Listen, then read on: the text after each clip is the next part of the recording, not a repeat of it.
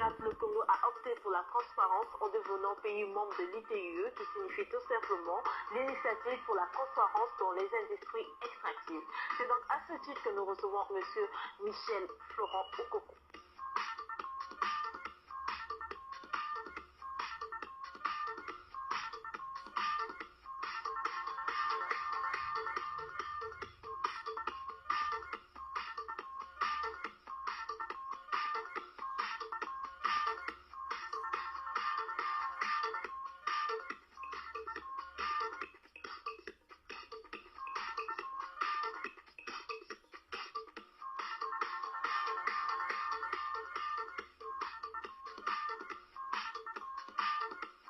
Mesdames et messieurs, bonsoir ou bonjour, tout dépend de l'heure à laquelle vous nous suivez. Bienvenue dans ce nouvel opus de votre émission De vous à moi. Monsieur Michel Okoko, bonjour. Bonjour.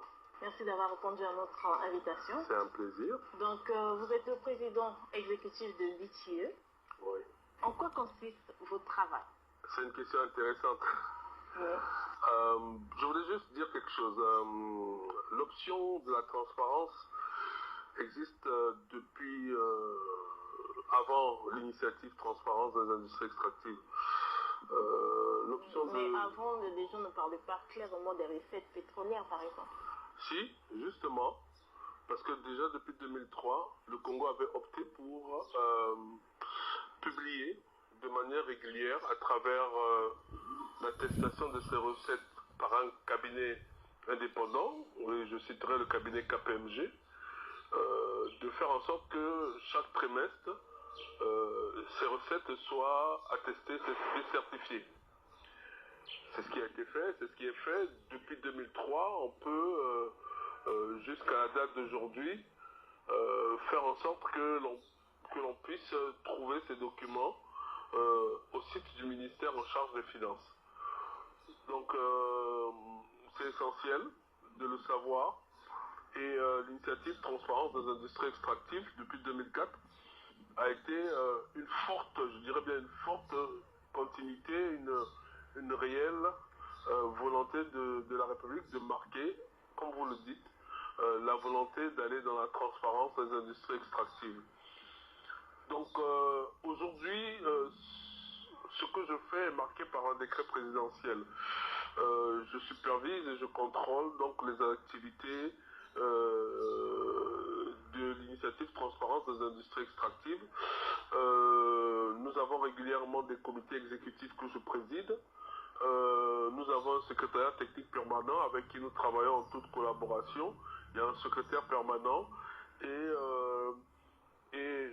tout le travail tourne autour du fait que nous devons faire en sorte que les principes, les exigences de l'initiative Transparence des industries extractives puissent être mises en œuvre en République du Congo, ce qui n'est pas toujours aussi facile.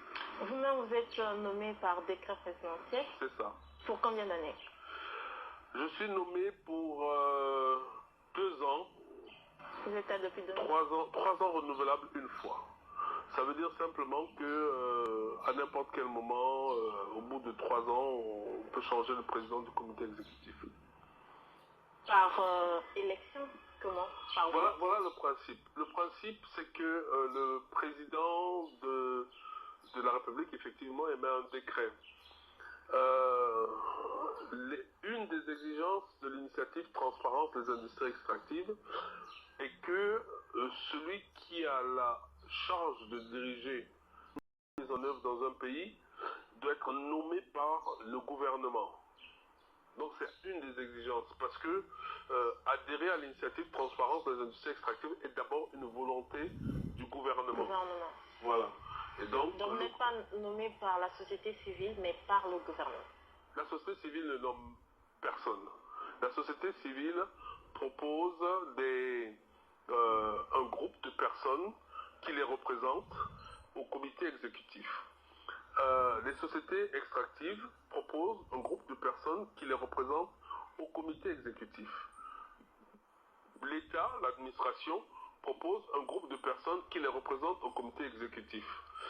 Les personnes, à partir de ce moment, les différents groupes, par exemple la société civile, propose un individu qui sera déclaré, qui sera nommé dans le même décret présidentiel que le mien, le premier vice-président du comité exécutif. Les sociétés extractives proposent aussi une personne qui est nommée deuxième vice-président du comité exécutif. Donc ce qui fait en sorte que dans le décret présidentiel, je ne suis pas le seul à être nommé. Il y a ce qu'on appelle le champion, qui est en fait le président du comité exécutif. Il y a un président exécutif que je suis. Il y a un premier vice-président qui est à l'occurrence M. Christian Munzeo. Et il y a un deuxième vice-président qui est M. Luca Constantino, qui est aujourd'hui le directeur général de la société Eni Congo. Chaque pays membre de l'ITIE a son objectif. Quel est le plan d'action de l'ITIE Congo? Alors nous, on a un plan d'action effectivement qui existe. Et notre plan d'action a aujourd'hui, avec la validation, je dirais facilement 3 objectifs. La première, c'est d'être validé la prochaine fois. La prochaine validation du Congo a lieu en 2016. La date butoir, c'est le 1er octobre 2016. Ça, nous allons faire en sorte que toutes les exigences que nous avons avec la nouvelle norme de l'ITIE soient respectées. Ça, c'est notre premier objectif. Le deuxième objectif, c'est de faire en sorte que l'ITIE ait une forme de pérennité. Oui. Il y a plusieurs choix là-dedans. Et notre choix aujourd'hui, c'est de le cristalliser à travers la législation et la réglementation. Le troisième objectif, c'est que l'ITIE, dans l'ensemble de la population congolaise, soit vraiment diffusée, qu'il y ait une communication suffisamment forte, suffisamment structurée, qui fait en sorte que dans chacune de nos régions, dans chacune des populations actives, que l'on retrouve l'ITIE. Depuis que vous avez commencé à organiser des séminaires avec des différents secteurs, il y a des gens qui réagissent. Est-ce que la population s'est appropriée cette initiative? Nous faisons en sorte de le savoir. Pour le savoir, nous rencontrons des populations cibles.